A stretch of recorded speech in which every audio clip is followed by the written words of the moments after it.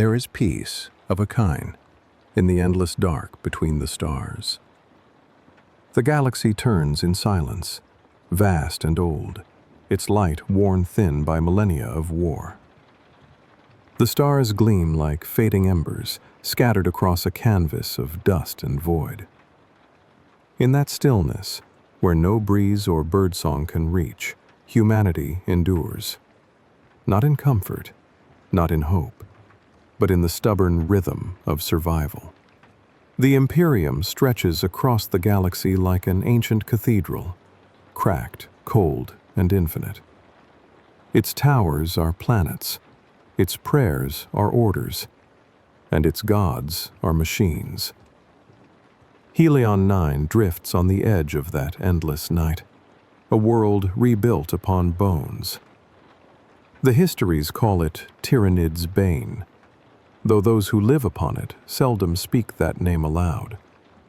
The title carries too much pride for a place that smells only of ash and oil. Its deserts are not made of sand, but of powdered metal, and its seas, what little remains, shine with the dull sheen of pollutants. The planet's surface hums faintly, as if the ground itself breathes through veins of forgotten machinery buried beneath the crust. Above the planet, a single orbital ring crawls slowly across the sky, half ruined and half functioning, its broken arcs glinting with the distant reflection of a dying sun.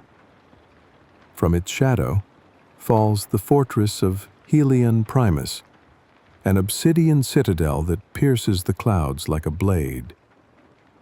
Within that fortress resides Thaddeus Merrin, Imperial commander, hero of the Helion Reclamation, and the man whose name has been carved into 1,000 data plaques across the sector.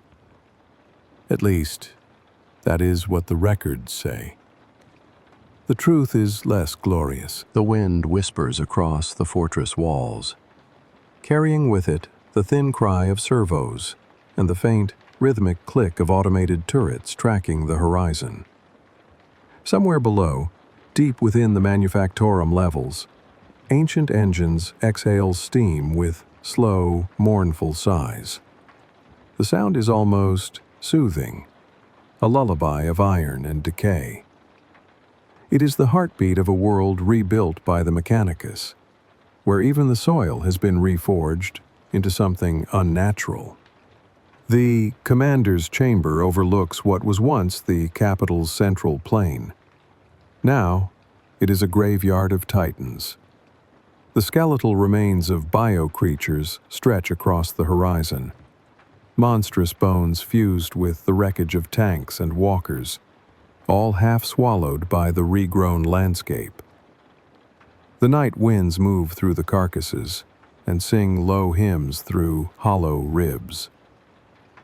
Merrin listens to that sound often. It is the only one that still reaches him. He sits before a terminal older than his command, its runes flickering with pale green light. The room is dim, lit only by the soft pulse of life support conduits and the gentle hum of his armor's reactor. The scent of sanctified oil hangs thick in the air, mingling with ozone and cold metal. He breathes it in, slow and measured, the respirator in his chest exhaling a low hiss. It has been years since his lungs could draw a full breath without mechanical aid. He once believed the air of Helion IX could be purified again. That was before the storms began. Outside, lightning flickers through distant clouds, illuminating the ruined spires of the lower city. Rain begins to fall, a metallic drizzle that hisses as it strikes the ferrocrete. Each droplet carries the taste of iron, the memory of blood. The Vox at Merrin's side crackles softly. He does not answer it. Instead, he listens. A faint prayer filters through the static, a half-remembered litany of maintenance. Blessed be the cog that turns, sanctified be the piston that endures. The voice fades into distortion, repeating a single syllable until it becomes nothing more than mechanical breathing. He closes his eyes. Somewhere beneath the fortress, deep within the buried layers of the old manufactorum, something shifts. The tremor is faint, barely perceptible, but he feels it through the soles of his boots, through the metal veins that run through every wall and floor of Helion Primus. It is not unusual. The planet is old, full of tunnels and decaying reactor lines. Yet lately, the vibrations come more often, always at night, always when the wind stills, when the silence feels like it's waiting. He rises from his chair, the servos in his armor releasing a low mechanical sigh. The motion triggers a faint whir from his left arm, a prosthetic grafted at the shoulder and engraved with the sigil of Mars. Thin cables flex beneath its plating like exposed muscle. The limb obeys without hesitation, but he can still feel the ghost of the flesh that once was there. The memory of pain, phantom and persistent. Merrin crosses to the viewing port. Below him, the fortress hums with life, though he knows few within are truly alive. Servitors move in measured lines across the yards, their bodies half consumed by metal, their minds erased by machine code. Their prayers to the Omnissiah echo softly through the night, blending with the wind. He wonders sometimes if they can still dream. Once, before Helion IX was rebuilt, the Tyranids descended here like a storm of living blades. He remembers the sky filled with wings, the air thick with spores and acid mist. The battle lasted 6 days. On the 7th, there was silence. He had called it victory then. Now he is not sure. His eyes drift to the far horizon, where the ground still glows faintly blue under the storm clouds, the scar where the Hive was burned out. Even now, centuries later, the soil there refuses to bear life. Nothing grows. No creature walks. Yet in the nights of Helion IX, the Vox sometimes catches whispers from that direction, stray signals that form patterns too structured to be static. The tech priests say it is interference, the remnants of ancient transmissions bouncing off the atmosphere. Merrin pretends to believe them. He touches the glass. It is cold. For a moment, he thinks he feels it vibrate beneath his fingertips, as though something enormous were moving beneath the crust far below. The sensation vanishes as quickly as it comes. He exhales, the respirator hissing again. The fortress lights dim briefly as the generators cycle. The hum of power returns a moment later, steadier than before. The Vox flickers again. Another voice, clearer this time. Helion Command. This is Patrol Unit Theta 7. Perimeter scan complete. No signs of movement. Static. Repeat.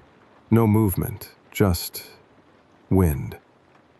The transmission ends. Wind. There is always wind here. It moves like something alive, weaving through the ruins with purpose, carrying faint echoes that do not belong to it. Sometimes it sounds like words.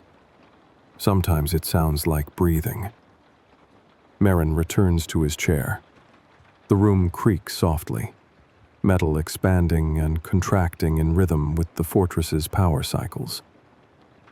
He reaches for the data slate on his desk, scrolling through reports, biological scans, tectonic readings, atmospheric analysis.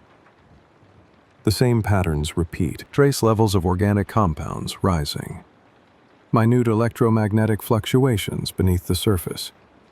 Nothing conclusive, nothing actionable. Still, he marks them for review. A soft chime signals the next hour. The chronometers of the fortress never rest. Outside, the rain continues, tapping against the walls in uneven rhythm. For a long time, Merrin sits in silence, watching the green runes pulse across the screen. The calm is heavy, almost soothing. He allows himself to drift, half awake, listening to the hum of machinery. It sounds almost like the heartbeat of a living creature, slow, steady, patient. The wind joins it, low and mournful. Then, somewhere deep within the fortress, something answers the wind. A distant sound, metal on stone. Slow, dragging. He opens his eyes, listens. The sound ceases. Minutes pass. Nothing follows, only the rain and the low pulse of the generators. Merrin exhales again, the hiss blending with the hum. He knows fatigue when it comes, knows the tricks of isolation, the whispers of empty corridors. Still, when he glances once more toward the horizon, the faint blue glow at the scar's edge seems brighter. He lowers his gaze. The data slate flickers, lines of text rearranging themselves for a moment into nonsense, strands of letters repeating his name before returning to normal. He stares at it for a long moment, uncertain if he truly saw it. Outside, the wind stills completely. The fortress settles into perfect silence.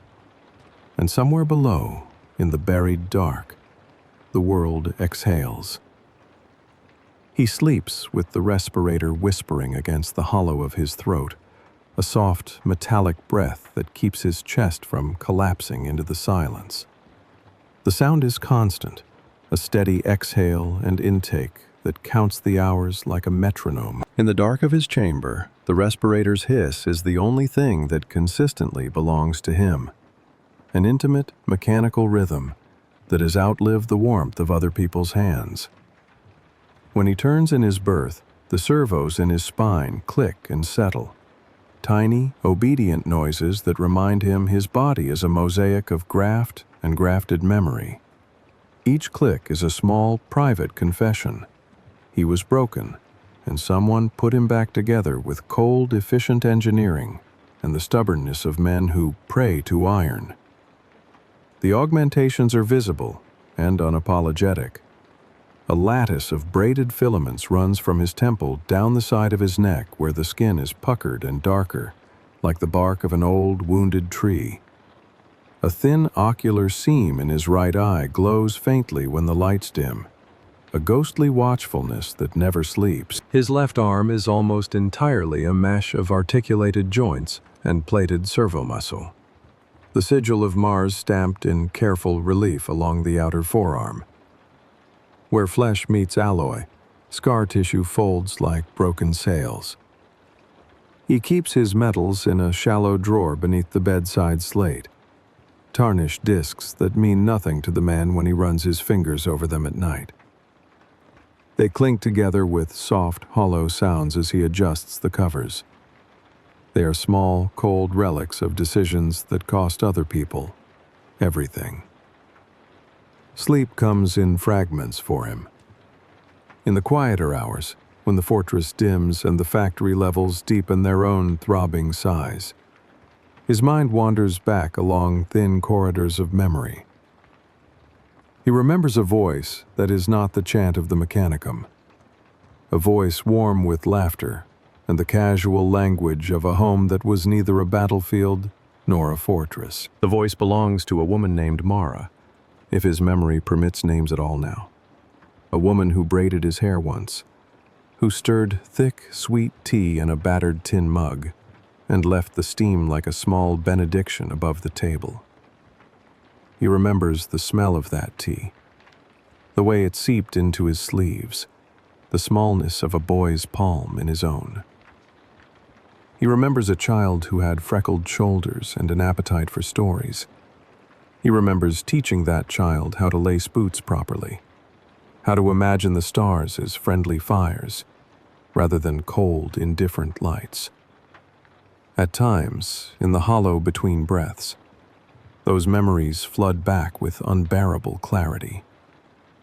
At others, they are like images glimpsed through frosted glass, blurred, softened, barely recognizable. Sometimes, when the fortress vents its heat into the night, and the wind presses its face to the portholes like a thirsty thing. A fragment plays through his Vox implant, as if someone else were turning the dial. The voices are thin, hollowed by distance, and by the layered encryption the tech priests insist upon. But to him, they are sharp as splinters. A child's giggle, the creak of a chair, a woman telling a story in the low, precise cadences he once loved. When the sound comes, the chamber fills with a warmth that the heaters cannot replicate. He reaches out, half aware, expecting the weight of an arm across his chest or a hand in his hair. The only thing he finds is the cold curve of metal, the edge of a support rail, the faint taste of iron. No one else hears those transmissions. The tech priests laugh in a low, saccharine way when he mentions voices. Their auger arrays show only ambient noise, stray echoes trapped in the ionosphere or interference from the orbital debris. Vox ghosts, they call them, harmless anomalies with neat explanations. They tune their devices and smile with the satisfaction of men who have explained away mysteries with diagrams. They praise the Omnissiah in soft ritual tones and pass him chalices of sanctified oil that smell of burnt metal and cold antiseptic. He drinks them out of politeness. He trusts the rituals in him more clearly than he trusts the people who perform them. Ritual is predictable. People, even those he has fought alongside for decades, are not. In the daylight hours, what passes for day beneath the cloud-laden sky of Helion IX, Merrin walks the fortress in slow, methodical circuits. His boots are heavy with magnets that latch to ferrocrete. He treads like a man who knows every crack and fault in the stonework. The manufactorums groan with the slow, steady work of servitors whose appendages move with eerie, precise choreography. Grease and oil cloud the air and hang like a thin, persistent fog.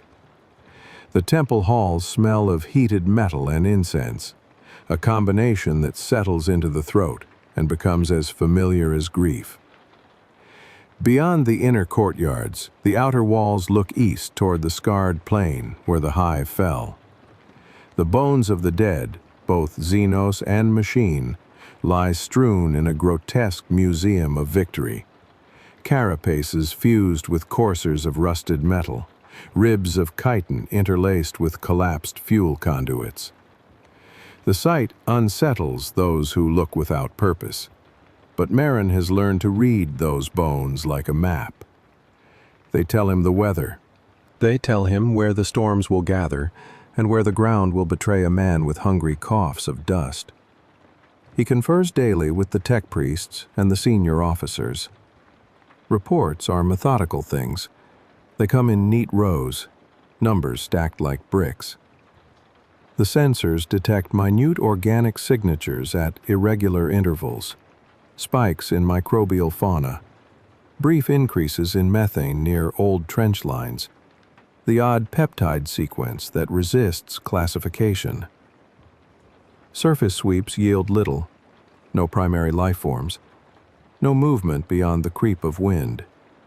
Yet the readings map out patterns that are not entirely random. Coordinates repeat, like a chorus, within different transmissions. Snatches of static that, when plotted, make shapes. He has seen the shapes. They curve like mouths. They point like fingers. They converge on places that should be inert. When he questions the tech priests, they offer calibrated explanations. Old spores, they say. Leftover chemical residues from combat. Instrument drift.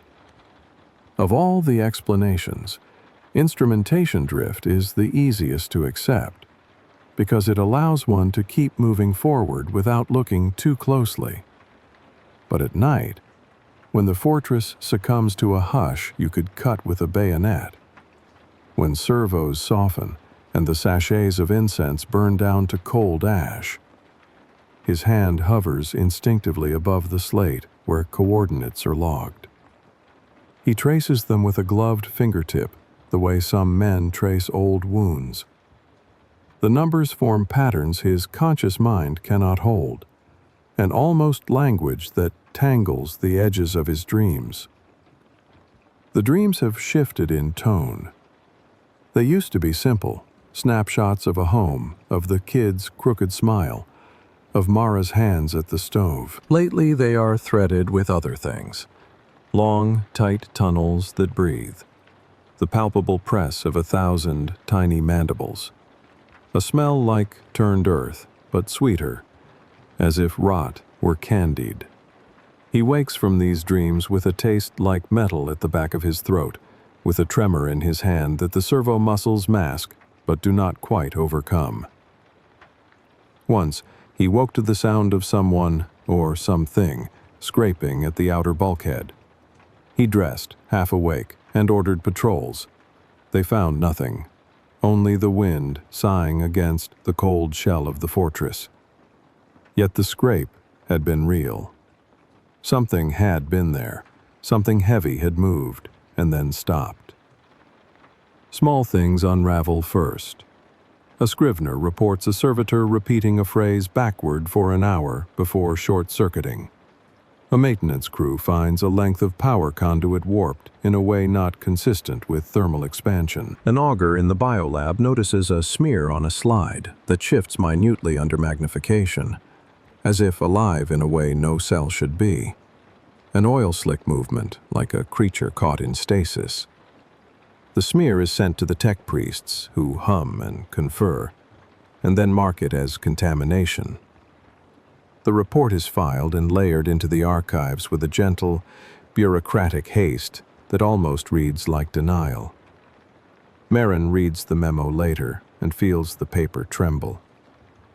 He is not a superstitious man, though the years of fighting have taught him the languages of omens. He has read tactical grids until his eyes bleed, and he understands that what is ignored will never stay dead. At night, the fortress breathes differently.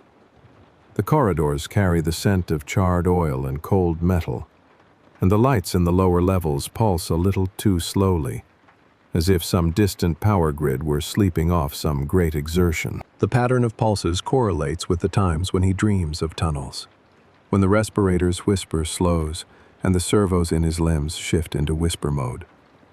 During those hours, he will sometimes walk to the edge of the command level with a single attendant and look out over the plains. The plains are a dark field of bones and rust, lit by the distant strobes of sentinel towers. Beyond them, where the scar fades into the deep, the soil is a sickly, lacquered blue, a wound that does not heal. One night, he watched as a low fog rolled from that scar and creeped toward a trench line. The fog was not the usual steam of geothermal fissures. It moved like breath and carried a faint phosphorescent sheen.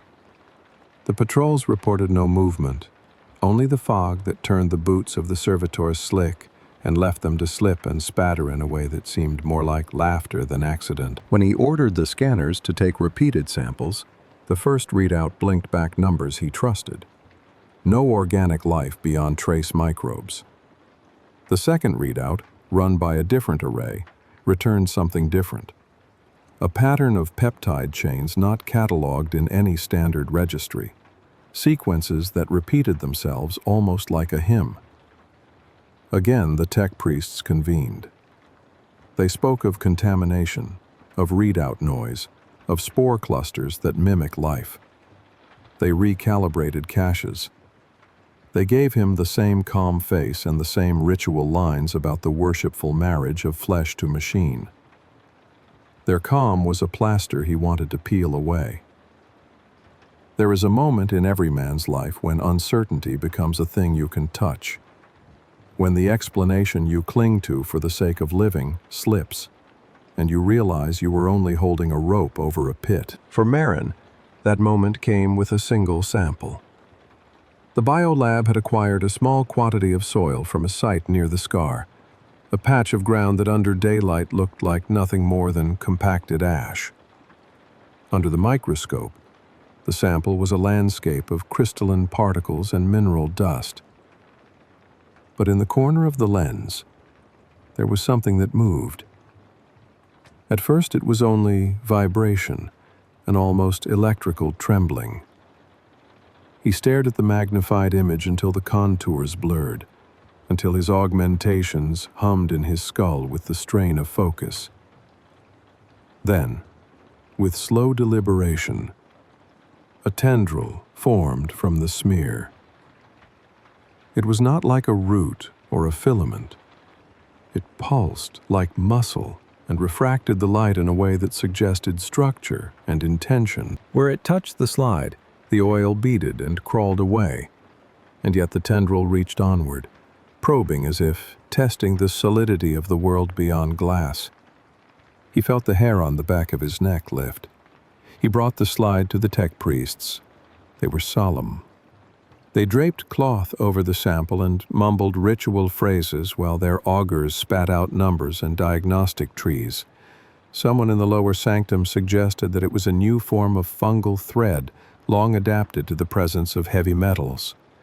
Someone else muttered about biotech residue from pre-war experiments. They argued with that peculiar mixture of piety and pedantry peculiar to those who worship the machine and fear the unknown. At the end of the day, they sealed the slide in a reliquary and marked it for deeper study. They also produced a report for the ministry that stated the readings were inconclusive and offered 3 possible causes, each presented with a confidence interval high enough to discourage further scrutiny. The slide was not sealed well enough. A week later, one of the junior servitors that rotated through the biolab was found in the corridor with a shard of glass embedded in its palm servo. The servitor had been designed with a rudimentary neural layer to process sensory inputs, but its logs showed something strange. It had been following a dream. The brief data stream from the servitor's memory was a series of coordinates and images: a child running in a field, a hand waving, a low humming chorus, and then a sharp drop to a message fragment that read simply, "Come." The servitor's circuits had fused and attempted to arrange its manipulator into the shape of a hand. It had failed, of course. Its mechanism could not emulate human softness. The tech priests scrubbed the logs and issued an official statement. The servitor had malfunctioned due to a manufacturing defect. No one mentioned the way its optical sensors had been drawing the scar on the planes over and over in idle loops.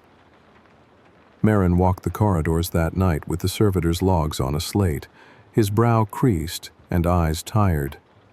The fortress hummed. The chapel's bells chimed their slow tolls, and a lone acolyte whispered a prayer in a tongue only half translated by his implant.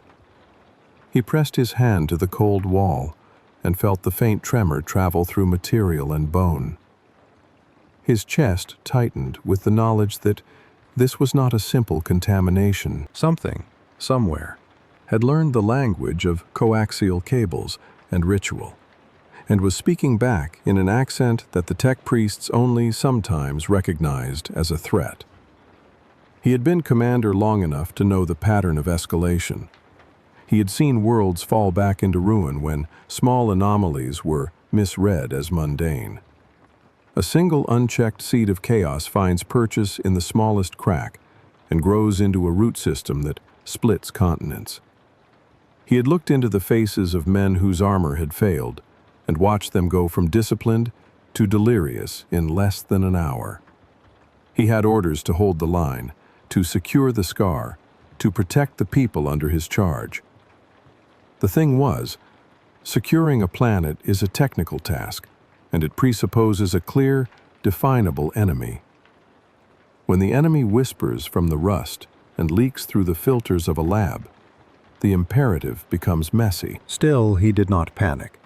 Panic is a luxury for the young and the unscarred. Merrin convened discreetly. He asked for more scans. He ordered that sentries increase their rounds in particular zones. He sent 2 recon teams to the coordinates that kept returning in the readings. Each team returned with tales that shifted between terror and bureaucratic mundanity. 3 men missing. One team returned with their boots filled with a gelatinous substance that smelled of spice and iron, a veteran claiming that the horizon rippled like a heat mirage.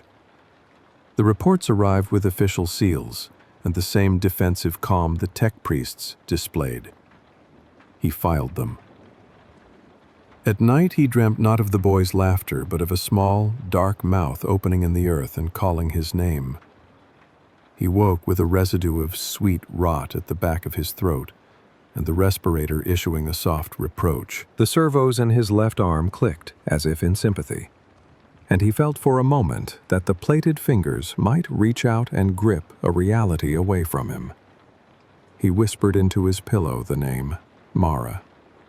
But the fortress only answered with a far-off static, a chorus of voices that might have been prayers, or might have been the echo of something older. In that static, for an instant, he thought he heard a child's voice singing a lullaby he had never learned. It was almost human. It was almost a memory. He began to keep the slide from the biolab within his private archive, despite the tech priest's instructions. He told himself it was for safekeeping, a commander's precaution. At night he would bring it out and stare until the tendril at the edge of the smear seemed to move in concert with the respirator's size. Sometimes, in the wrong light, he thought the tendril formed a loose likeness of something that might have been an eye. He scolded himself then for letting the imagination lead where the rational mind should govern. He was a man who had survived by discipline and order, not by wrestling shadows in the dark. Yet discipline offers no immunity from fear. It arranges the world into a pleasant geometry, and then, when the geometry fails, leaves a man dizzy on the edge of a precipice. Merrin felt that dizziness often now. The fortress seemed smaller, as if the walls themselves were pressing inward to hear the whispers better. The nights lengthened in his head. He would go through the motions of command with practiced efficiency, issue orders, review feeds, grant blessings from the mechanicus to the repair crews. While inside, he wrestled with the sense that he had been chosen for something he neither understood nor wanted. He had been praised on the comms for his steadfastness. Ministry liaisons sent him commendatory messages. Keep the line. You are our bulwark. History remembers men like you. The words meant little beneath his tongue, tasting the bureaucratic varnish. Remembering his son tasted different. It tasted like warm bread and the sticky sweetness of jam on a cold morning. He tried to reconcile the two tastes and failed. The man who once braided a child's hair and taught him to map the constellations now read threat matrices under the light of sanctified lamps and prayed in a language that belonged to automatons. He wondered, not for the first time, whether he had traded his life for the illusion of immortality that the machine promised. When the armor was off and the augmentations idle, what remnant of Thaddeus Merrin remained? The answer was never simple. In the mirror, in the small glass pane he kept polished, he saw a face both familiar and alien. The lines around the mouth were deeper than they should have been for a man of his stated age. The eyes were clouded by ritual lenses that caught and refracted the room's light into thin slivers. The hair was thin and gray in a pattern that resembled the moon's phases. He touched the scar that ran down the left side of his face like a seam and felt the old pain flare. It had been the wound that brought him to the surgeons, the wound that required the grafting of servo muscle and the insertion of a respirator. It had been the wound that made him appreciate the ministrations of the Omnissiah and the cold, precise hands of the tech priests at the same time. He remembered the choice as if it were someone else's. Live and be reshaped, or die with the warmth of the homeworld in his lungs. He had chosen life. He had accepted the cold. Now the choice felt like an edict rather than a liberation. He began, in small, measured ways, to test the fortress. He ordered a routine shutdown of a secondary power loop in a sector linked to the old biolabs. The technicians complained. Routine shutdowns cost time, and time was a precious thing in a war-hungry universe, but complied. In the darkened sector, he walked alone, the light of his implant painting the corridor in thin blue strokes. He listened as the servos of sleeping machines clicked, and the occasional mouse-like servo creature skittered past his boots. At the end of the corridor, a hatch led down into a storage adjunct, where crates of research relics lay stacked like bones. He opened one and found old syringes, vials labeled in an augur script he could not read without the assistance of a priest. He closed the crate and sealed it again. The scent of the forbidden thing, like antiseptic and sugar and something sweeter, lingered briefly, clinging to his nostrils like an accusation. He realized, with a force that was almost physical, that protection was no longer merely the outward act of placing guards at gates and sealing vents. Protection had become an inward work, the sealing of thoughts, the vigilance against becoming an instrument of whatever voice haunted the plains. If there was a contagion, it was not only biological, it was something that could insinuate itself into thought patterns, into the small mechanical prayers a man repeated in the dark until they ossified into a new language. That night, when he lay awake, the respirator whispering steadily, he rehearsed a conversation he might never have with his son. He remembered the boy's small, freckled nose, the way he had once held a model ship and declared it destined for the stars. Merrin imagined speaking to him and telling him that the stars are full of things that reach for men, that victory means only buying a little more time. He imagined the boy's laugh, bright, abrasive, faithless, and felt the echo of that laugh roll through his chest like warm water. For a moment, for one fragile second, he was the father again. Then the slide from the biolab, tucked in an inner pocket against his chest, vibrated faintly as if replying. He sat up, heart racing in the old, human way that augmentations could not entirely suppress. The respirator's hiss filled the room like a chorus of small, obedient prayers. In the half-light, the smear on the glass looked like a map of veins. He could not tell whether he was frightened or relieved. The two feelings had braided into something indistinguishable. He thought of the tech priests and their hymns, of the way they could reduce a parable of danger into a table of probabilities, and then sign it with a seal. He thought of Mara stirring a pot of tea and telling the boy that nightmare shadows are only shadows until you face them with a lantern. He set the slide on the bedside table and watched it until the thin tendril at its edge trembled, just once, as if in recognition. Outside, Helion IX sighed in its sleep, and the distant plane held its breath. He put a hand over his heart and felt the weight of both metal and memory. And for a moment, in the small, private dark, the two did not feel so opposed. He resolved then to learn the language of the thing upon the plains, to read its patterns and name it. If humanity had taught a monster the names of engines and prayers, he would teach himself how to answer. The fortress kept its slow time. The respirator counted out the hours. The servos clicked their thin, watchful clicks. In that measured rhythm, Merrin planned. He would not be the kind of commander who denied the possible. He would not cower before a puzzle he could not yet solve. He had lived through the fall of cities and the death of comrades. He had carried men into trenches and watched the sky burn. He would face whatever had grown from the scar, using the same stubborn mathematics with which he had faced other horrors: observation, containment, response. But even as he mapped the next moves on a slate and sent orders that would ripple like small stones across the fortress, the small voice kept returning, soft and insistent, like a prayer half remembered. It was Mara's voice, or what his mind wanted it to be. It said nothing of tactics or reports. It said nothing of victory. It only murmured, with the persistent patience of the shore remembering the sea, "Listen."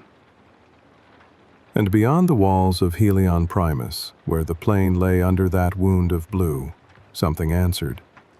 And its answer was patient enough to wait. The nights on Helion IX had their own rhythm, quiet and patient, like a tide that never broke but always returned. At first it was comforting, an ordered cycle of power pulses and maintenance hymns, the predictable cadence of conveyors and cooling fans. Beneath the fortress, the manufactorums exhaled in long, regulated breaths. It was the sort of mechanical heartbeat a man could sleep to, if he had any sleep to spare. Merrin used to think those sounds were proof of life. Pistons and gears and servos, all of them precise, all of them obedient. In the beginning, the noises masked the emptiness of the plains and the strange recessed places beyond the scar. They arranged the world into manageable pieces. Then the rhythm shifted by fractions of a beat. At first, the small deviations were easy to write off. A servitor late for its shift because a rail jammed. A flicker in external sensors during a localized storm. One's mind is a pragmatic machine. It catalogs anomalies as exceptions, but exceptions multiply if you watch them. A servitor in the lower supply decks began to intone its maintenance litany, while the calibration band on its vocal circuit slid oddly, so the words came out in reverse. The phrase, sacred, banal, sounded like an unthreaded prayer, syllables stumbling out backward until the voice resembled only a cassette playing on the wrong spindle. The acolytes who heard it laughed a little, nervous, poorly tuned laughter, and suggested a minor fault in its phonetic driver. The servitor was sent for repair. That evening, a different servitor, in a separate sector, repeated the same litany backwards for an hour, and then, without warning, stopped. The sound had been the color of a thing unmade, comfortable, then uncanny. It lodged in the mind like a bad taste. When two things happen that mirror one another, the human tendency is to look for a cause that sits between them. When three or four things mirror one another across distant sectors, the tendency is to look beyond the obvious. Merrin kept his focus on the obvious as long as he could. He issued maintenance orders. He demanded recalibrations. He authorized a sweep of the lower levels with electromagnetic scrapers. The technicians, those who worship in the little shrines of schematics, responded with methods and measurements and histograms until the charts began to feel like prayers. The priests sang their soft, numerical anthems, and for a time, the fortress rested easier. But knights are patient listeners. They keep secrets until the wrong person forgets what to ignore. In the bunkers, the air took on a different quality.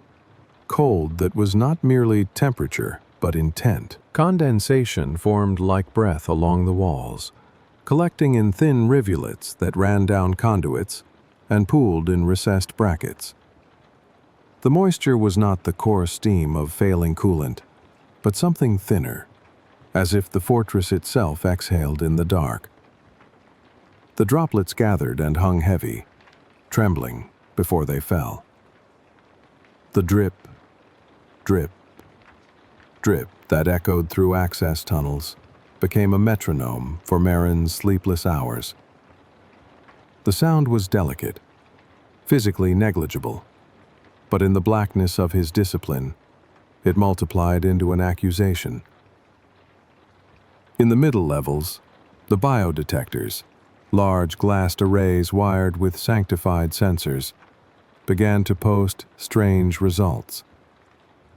The initial blips were dismissed as transient noise, electromagnetic interference from storm activity, a poorly shielded array, a minor software misclassification. Then the detectors registered coherent signatures, weak, diffuse, but coherent enough to stand out against the background hum of decompositional microbes.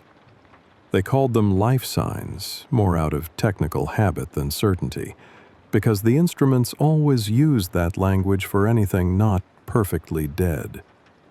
The signals had the temporal patterns of respiration, faint and irregular, and when the filters were widened, they exhibited a faintly harmonic spacing that suggested organization rather than randomness. The bands that returned these readings were deep beneath the scar, in tunnels that had been sealed since the reclamation. The old maps showed them as fuel cisterns and maintenance galleries. The men who had fought here called them graves, and never set foot in them after dusk.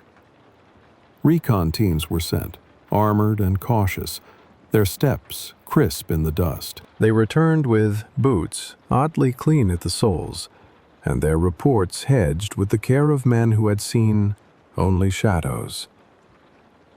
"No movement," said the first team. "Only subtleties in the ground," said the second. "A pressure wave, like a slow breath under the surface," said the third, and added nothing else. The radiographs they handed in had odd smudges where nothing should have been. The instruments left on the floor, a tripod of biological sentinels, logged respiration counts and then, minutes later, recorded activity patterns below their noise floor. At the same time, other things began to make themselves known in ways that surprised even the fortress's pious technicians. The chapel servitors began to fail in their prayers, not in the sentimental human sense, but in their literal recitations. A pair of maintenance-augmented priests transmitted their litany over the comms, only to have the Vox return their own words in a phasing echo, like two identical recordings, slightly out of tune. The words staggered, overlapped, then recomposed themselves into something different.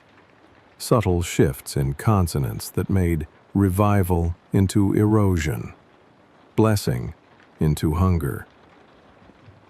The acolyte cant was not a thing you expected to be wrong. Ritual is the scaffold of meaning. When the scaffold creaks, you notice otherwise invisible shifts. It was during one of those ringing exchanges that Merrin first heard the voice clearly. He was in the command corridor, his shoulders wrapped against a minor gust that seeped through a hairline fissure. A vice of cold gripped him. Not the clinical cold of a laboratory, but a domestic cold that seemed to know the place where a man's thought was soft. The Vox at his collar filled with static. He almost reached to switch it off as a habit. Then the static resolved like fog under heat. Not a speech, not a plea, but a modulation. It had a tone he could not name at first, a pitch that did not sit wholly on human registers. It was the kind of harmonic that other men heard as discomfort, a steady subsonic thrum layered with insect-like chirations. The note bent and then resolved, and in the skewing undertone, his name surfaced. Thaddeus. It was not the baritone of a man or the whisper of a woman. It was a call as a hive might issue one, simultaneously personal and communal. The faintest of pulses followed the syllable, a sort of psychic punctuation that made the skull buzz in a way the augmentations could not fully damp. The effect was like having a cold hand laid across the back of the neck. It was private, and it was also broadcast, as if the voice belonged both to an individual and to a chorus. In that instant, he became acutely aware of how thin the membrane between mind and signal had become. He told himself it was a trick of the audio coil. He told himself the stress of command, the constant intake of reports, and the lack of sleep explained away anomalies as fatigue. He told himself many things. He kept his lips still. He turned the dial on the Vox until the sound blurred into static once more. The effect should have been nothing. It was not nothing. Afterwards, when he asked the communications officer to replay the log, the file came back clean. No voices keyed to a person, only standard telemetry and a string of weather noise. The comms officer looked at him with a practiced sympathy, the small pity of one who sees a colleague losing their hold on sleep. Vox ghosts, the officer said, bright and official. Helios atmosphere is playing with our filters. We can patch the coil. The words were reasonable and precise, and Merrin wanted to believe them. But what the officer could not know, and the tech priests could not measure, was the residual vibration the voice left behind. A memory of being called in a tone that felt older than the language of men, and yet had learned that tongue well enough to pronounce his name. The dreams grew teeth. They gathered at the edges of sleep like migrating clouds. At first, they were the same shreds of home memory. Mara's laugh greeting morning light, the boy's small fists clutching at a patched coat. But the edges of those images would bleed into other things. Long, white tunnels where the walls breathed in and out. A soft rustle like pages turning as if the earth itself read an enormous, patient book. He would find himself standing in those tunnels, the echo of his boots taken by the cold, and across the depth a small ovoid light would open and close like a pupil. He would approach, and the light would fracture into 1,000 possibilities. A fractal of mouths, of seeds, of tiny hands that moved with purpose. He would reach with a reflex older than words, and feel a warmth like life. Then he would wake to the respirator's hiss and the cold blue light of the bedside slate. The psychological work of survival is literal and arithmetic. Ration, secure, patrol. But the inner arithmetic, what one keeps and what one sacrifices, is more secretive. Merrin found that the dreams were forcing a choice without giving him the terms. He could ignore them and make his world of grids and charts and orders, or he could follow their line, see where they led, and possibly learn what the valley at the scar had been keeping. To ignore the dreams, he began to understand, was to let something learn how to speak while he pretended to listen to other things.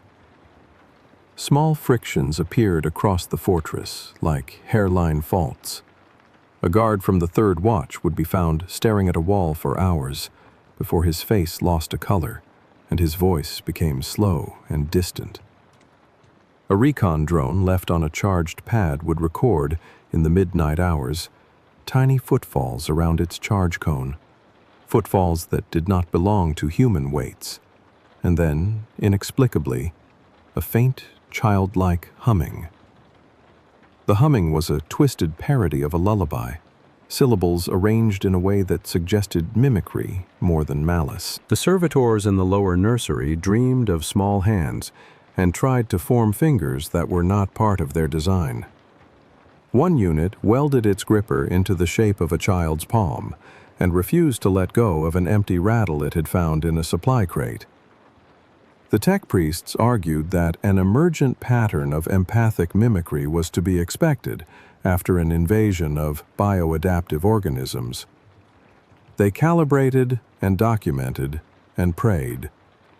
The fortress kept a polite face. The deeper the nights, the more the pattern repeated itself. Dreams that fed into the waking world, and then the waking world feeding back into the dream. The hum of the compost galleries, once background noise, arranged itself into phrases Merrin could almost translate. He began to detect cadence where once there had been only wash. The biodetectors read pulses that mimicked respiration, then chords that matched the harmonic of a call. He would look at the graphs and see them shape themselves into arcs that his mind compared, with the soldier's crude metaphors, to the arch of a mouth preparing to speak. Merrin began to test the membrane. He ordered controlled burns at the scar's edge. He sent chemical sprays and returned readings of mortality and null. The flames licked at dead chitin and calcified alloy and reduced the residue to a powder that the wind stole away. The instruments that scanned the remains post-burning returned nothing more than fine ash. Yet when the detectors resampled the dust the next cycle, patterns had again arranged themselves in the spectrographs, as if the powder had settled in lines that owed themselves to a grammar rather than random dispersal. He set traps, simple things, baited pits, patterned light sequences intended to disrupt a nervous system. The prisms returned with only their edges scorched and a smell like rotten sugar that clung to the metal. Once, in the star-blanked hour when the sky above Helion Primus glimmered like a photograph, Merrin walked the trench line alone. The drip, drip, drip marched along the parapet, a careful percussion.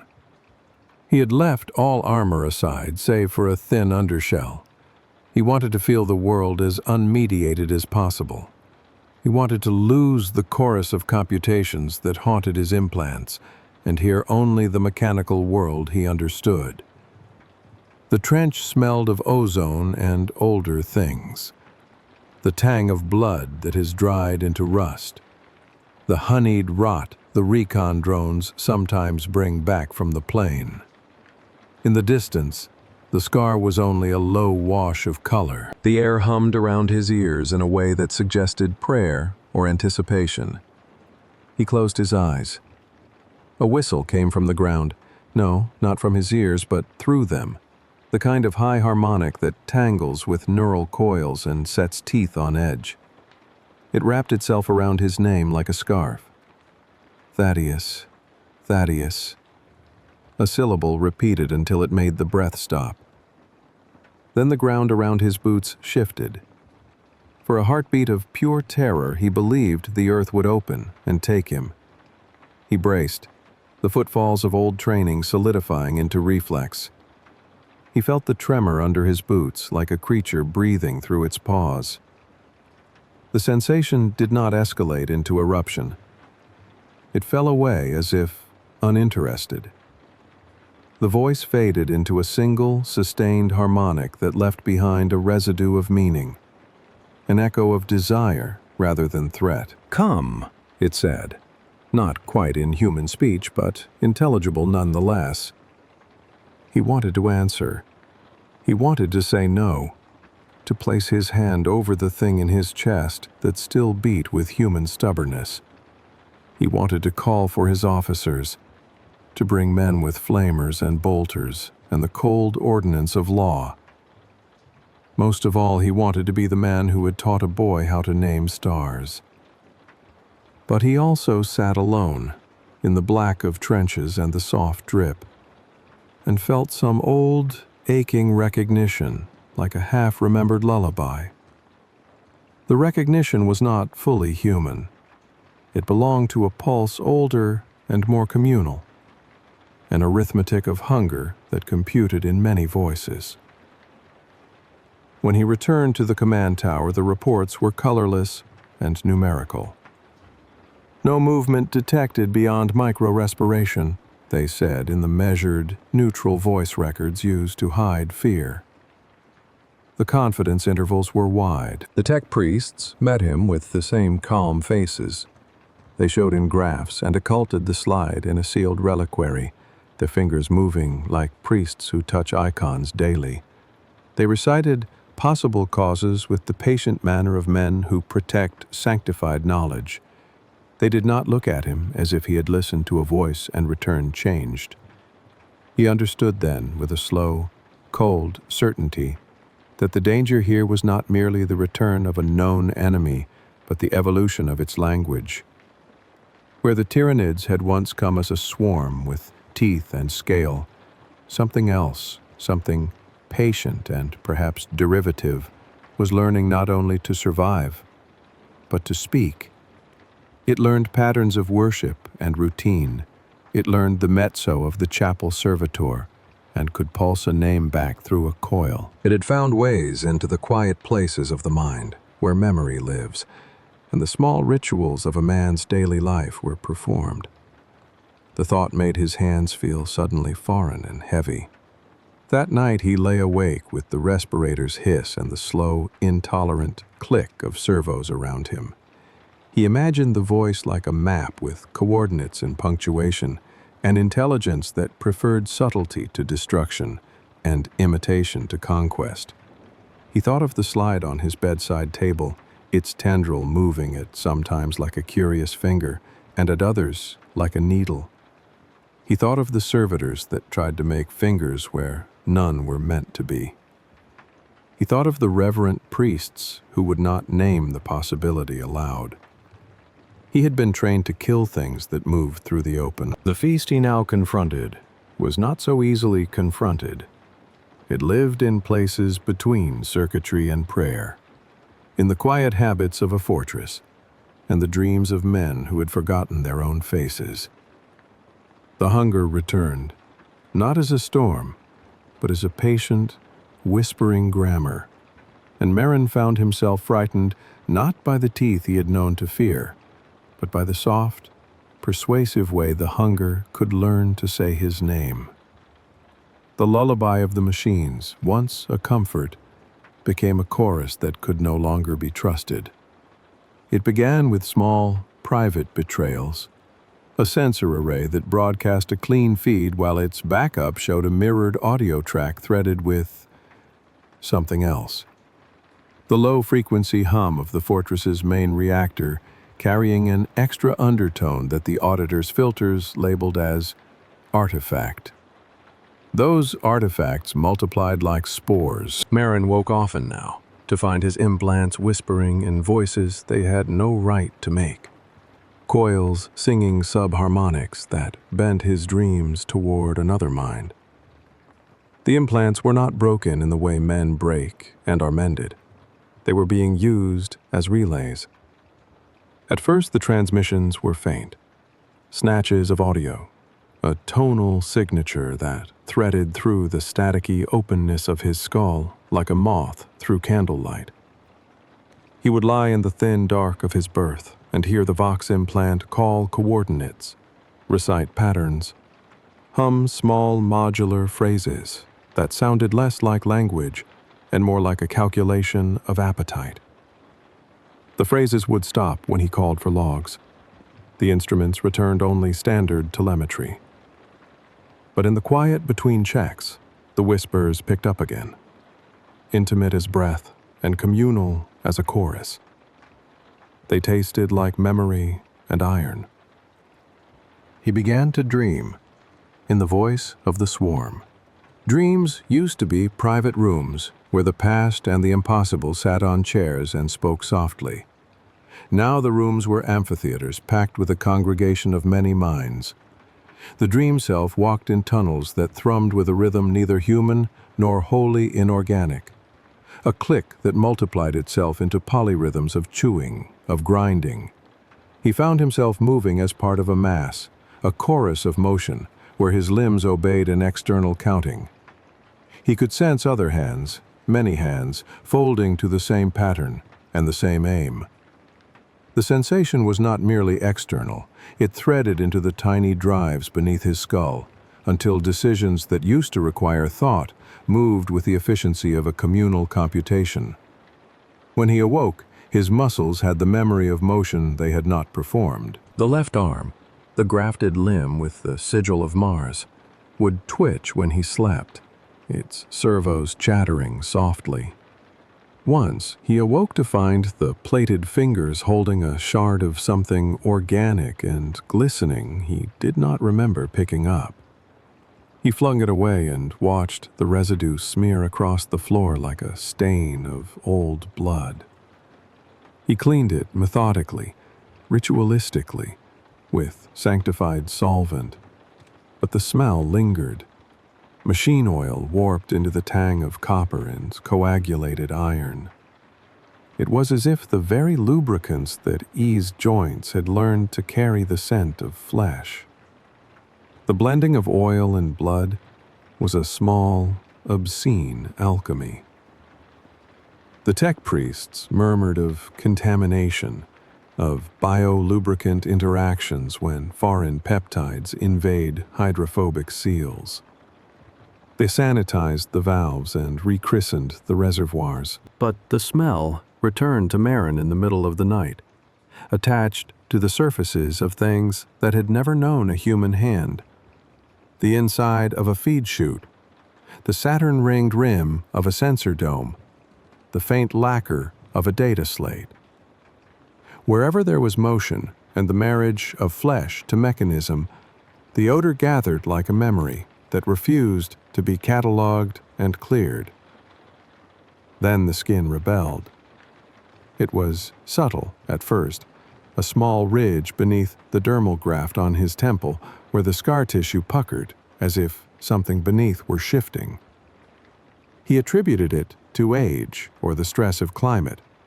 He told himself that the grafts had always been temperamental and that his body would always assert itself in small ways.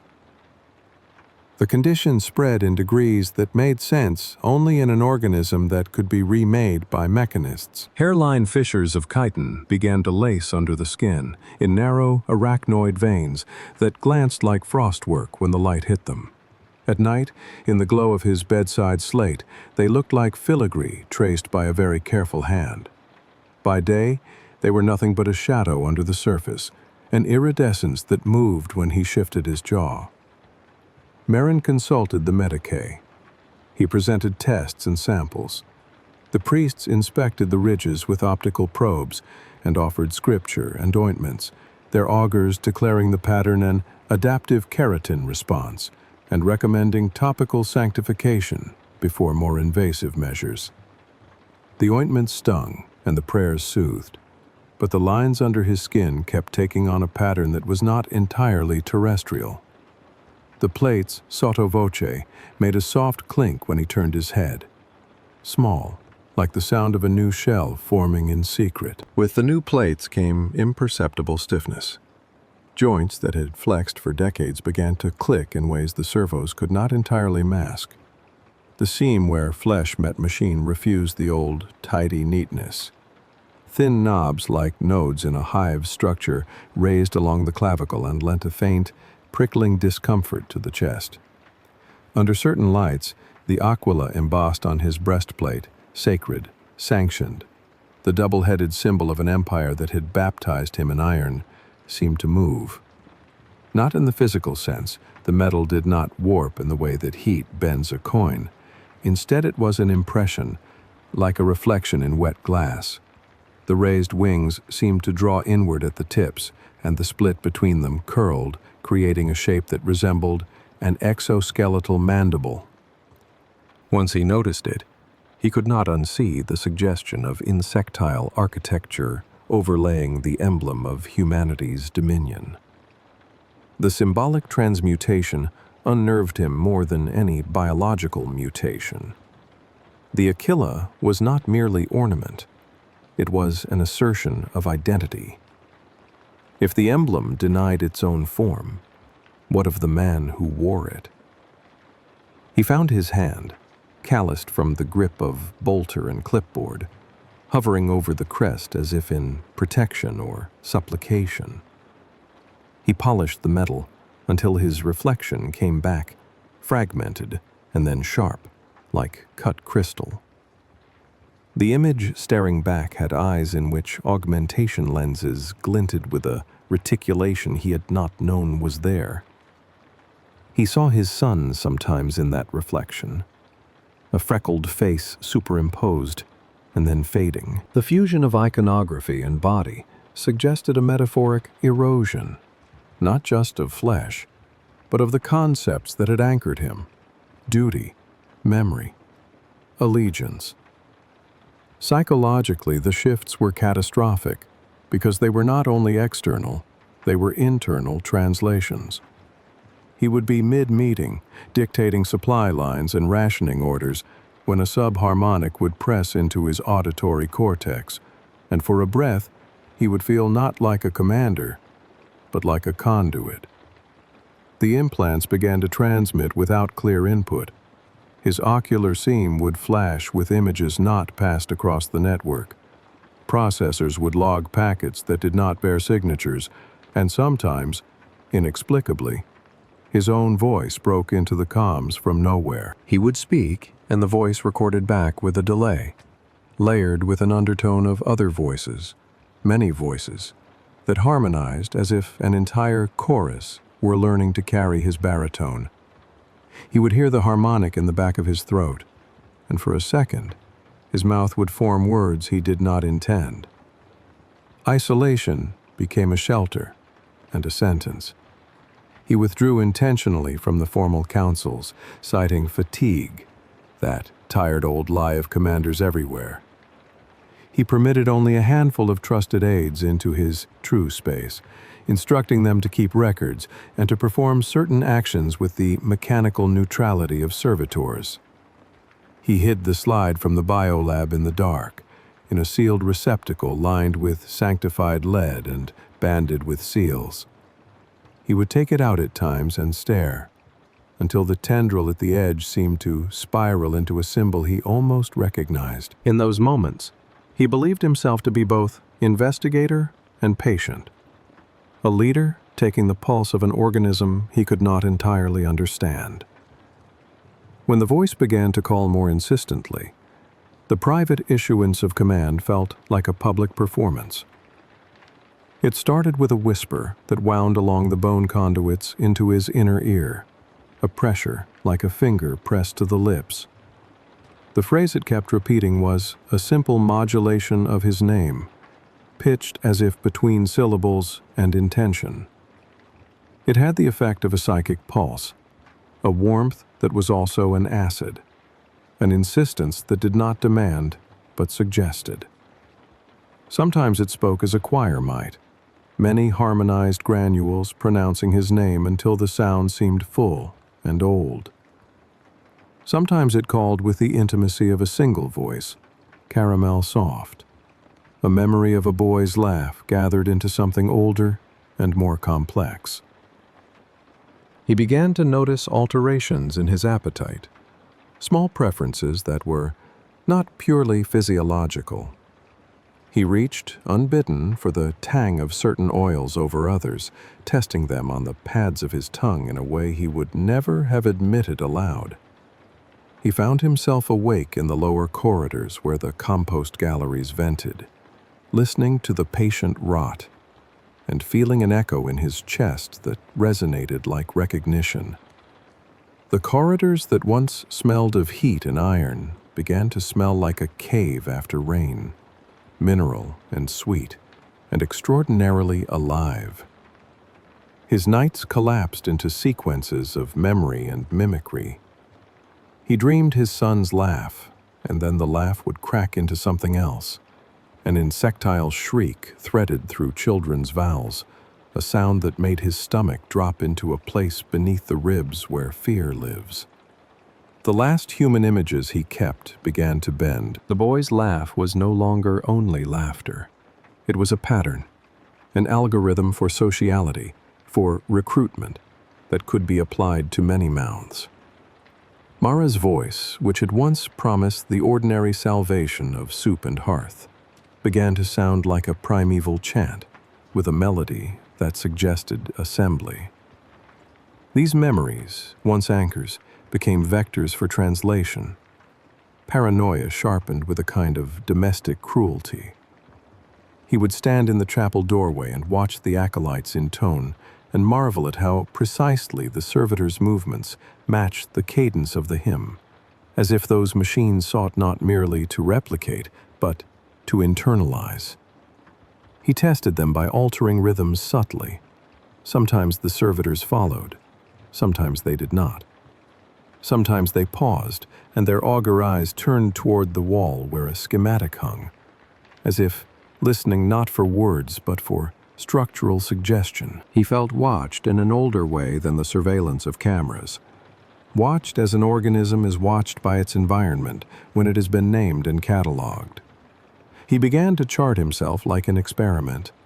He set daily markers, recordings, blood assays, neural scans. kept meticulously in a ledger that trembled between scientific inquiry and the private superstition of a man who cannot let the unknown remain unmeasured. The scans produced anomalies that rational men could call up as artifacts, spikes in synaptic modulation, signatures in his electroencephalogram that did not match any known pathologies, but hinted at coupled oscillations. He took solace from the matriculation of data, until the data itself seemed to flex into patterns he could not name. The numbers began to look like arcs of teeth. Fear, when it arrives as translation rather than explosion, is a slow acid. It dissolves the edges of certainty, until the border between machine and man is porous. Merrin felt that disillusion in the small private ways. Food tasted different. The weight of his body altered. His voice sounded at times like a layered record. The aquila on his chest plate seemed to breathe with a cadence that matched the hive patterns the biodetectors logged at night. Once, while standing at the viewport, he saw the emblem in a reflection and, for an instant, the image superimposed an overlay of tiny mandibles, opening and shutting with the solemnity of prayer. The world shifted into a new grammar, and his command of the old tongue faltered. It was this faltering that terrified him most. Not that his body betrayed him. Bodies betray in war, and he had grown used to that. But that the machinery of belief did too. The Omnissiah, the machine god he had been taught to honor with clean hands and careful offerings, felt distant, like a deity whose altars had become automated. The priests continued their liturgies, their hands clean with oil and ritual, but their eyes flicked over graphs the way anxious men glance at a storm. Merrin, who had once believed in the warm certainty of ritual, now found ritual a sieve that let in other things, patterns, calls, and a grammar of appetite. He isolated himself, not only to protect the men under his command, but to contain what might be inside him. The isolation was a lonely, clinical thing. Scheduled meals, short, precise conferences, no long vigils in the campaign rooms. He kept a slate open with the logs and a single phrase repeated in tight, clinical script. Observe, contain, document. At night, the respirator whispered, and sometimes, between its gentle exhale and the click of servos, he could hear something else, soft, communal, ancient as hunger and as patient as ruin, learning the melody of his name until it could sing it back with a tenderness that made him want to weep. He could not tell if the tears were for what he had been or for the thing he feared he might become. The face in the mirror had eyes that sometimes blinked in a cadence he did not recognize, and he began to understand that the true horror was not the physical change, though that was monstrous enough, but the internal surrender to a chorus that did not belong to a single self. The hive within did not shout. It taught. It taught the machinery to speak a small vocabulary: name, come, join. Each lesson was a quieting of some small human preference, a retuning of appetite. The final lesson would not be a roar. It would be a perfectly phrased invitation. And in the dark, where his respirator hissed like a metronome and the aquila's edges seemed to breathe, Merrin waited for the last line to be sung. The lights died all at once, as if someone had closed a giant hand over the throat of Helion Primus. For a second, the fortress was only stars through the slashed windows and the sound of rain pounding the metal roofs, a drumbeat frantic enough to rattle teeth. Then the emergency strips winked on in a thin, sickly red. The generators shuddered. The hum of the manufactorum stuttered and rearranged into an irregular, keening note. Where there had been order, there was only the raw edge of sound. Screams filled the vox lines like spilled oil. Static tore at the frequencies and made new noises between them, small, hungry noises that could not be filed by the comms officer. Voices overlapped with something darker, a chorus of small, clicking things that threaded under human voices and pulled at syllables until they meant something else. The feed came alive with distress calls, then clipped into fragments. Breach. Turn. Don't. Static swallowed the rest. The sanctuary of procedural language was shredded. Merrin went to the viewport because he had to see what numbers could not show. Rain shaped itself into fingers and hammered the rooftop until the sound was a percussion of knives. Lightning skated through the low cloud, a white web that revealed the world in seizures. In those strobe-lit moments, the walls themselves were not walls. They were skin. Something crawled beneath the panels and the rivets, and where the lightning struck the ferrocrete, the light showed wetness pooling along seams. The pools twitched. A smear of something dark and glistening slid from a maintenance grate and traced a route like a slow, deliberate hand. He did not cry out. There was no time for such things now. He only watched, the old training in him competing with the new denial. The soldiers on the lower ramps began to move with a strange, asynchronous urgency. At first he thought it command and response, orders given, actions taken. Then he saw them turn their heads in unison, slowly, as if listening to a single, distant cue. Their eyes, once quick with training, dilated into a fixed focus. The mouths of the nearest turned inward, the lips pulling away to show teeth that had never been teeth before. Morsels of chitin fused with enamel, ridged like a predator's. A corporal he had known for 20 years raised her bolter and fired point blank at a man beside her. The shots crumpled into flesh,